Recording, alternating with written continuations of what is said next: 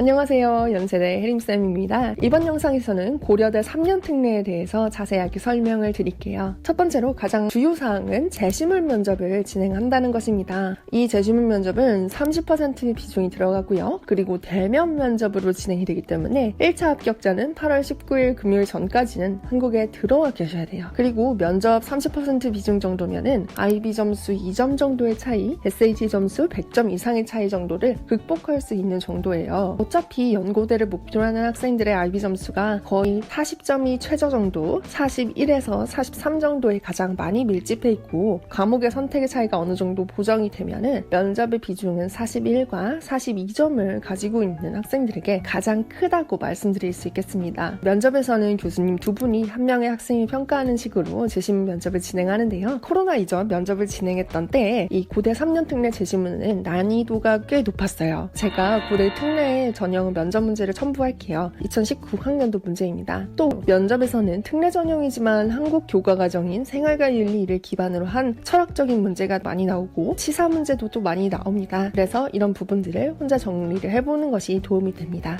이 특례 재심문 면접에서는 국제사회의 다자간 공조, 포회적 이타주의, 공생, 수요의 비대칭, 공유자원, 배제성, 소비의 경합성, 공유자원의 비극 등 이렇게 약간 심화 단어가 기출이 되어 있어요. 또 하나 고대를 특례로 지원할 때는 전공에 맞는 활동을 해주는 것이 가장 중요합니다. 왜냐면 고대는 경영학과 7명, 중어중문 1명, 정외과 2명 이렇게 전공별로 선발을 하고 있기 때문이에요. 예를 들어서 정외과에 진학하고 싶은 학생들은 MUN 활동뿐만 아니라 AP Comparative Government랑 IB Global Politics와 같은 관련된 과목이 있어야 톱 2명 안에 들어서 합격을 바라볼 수 있을 것입니다.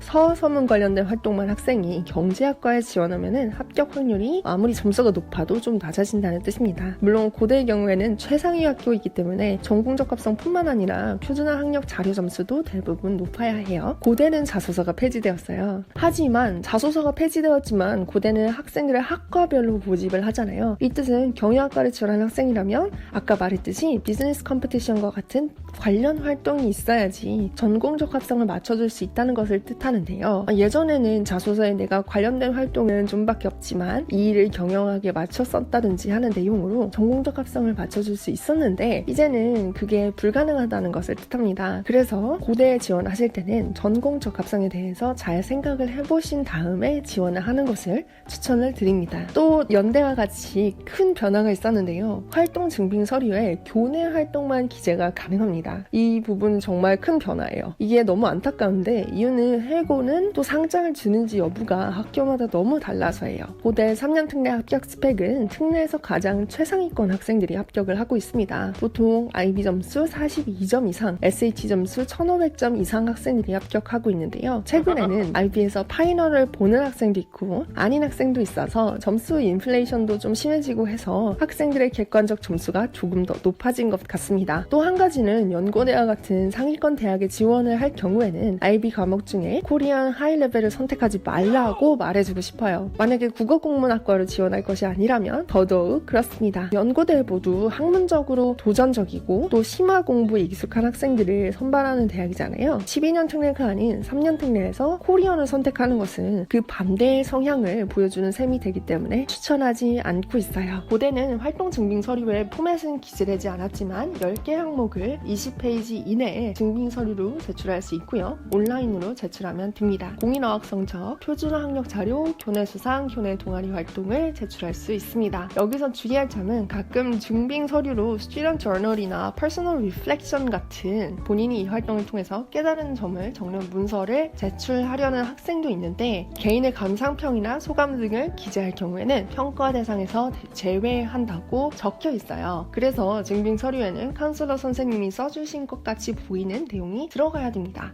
예를 들어볼게요. Herim has participated in economics mentoring program for 2 years and attended the program twice every week. She distributed IB economics related handouts she prepared herself and confidently demonstrated concepts on all chapters of micro and macroeconomics. Such efforts enabled her to achieve the exceptional extended essay award in grade 12. 이런 식으로 마치 한국의 생기부에 적히는 것처럼 학생이 어떤 활동을 해서 수상을 했는지 또는 학생이 어떤 활동으로 동아리 활동을 활동을 했는지 이런 부분들을 자세하게 써주셔야 돼요. 우선 제가 예를 들어준 것은 좀 짧게 썼는데요. 그래도 조금 더 디테일하게 몇 명이 있었는지, 어떤 식으로 동아리를 발전시켰는지 이런 부분까지도 잘 나타내주면 가장 좋은 증빙서류가 될 수 있을 것입니다. 그래서 카운슬러 사인과 학교 직인까지 받아오시면 됩니다. 그리고 6부를 준비하는 거 잊지 마세요. 여러분의 합격을 기원합니다. 감사합니다. 연세대 해림쌤이었습니다.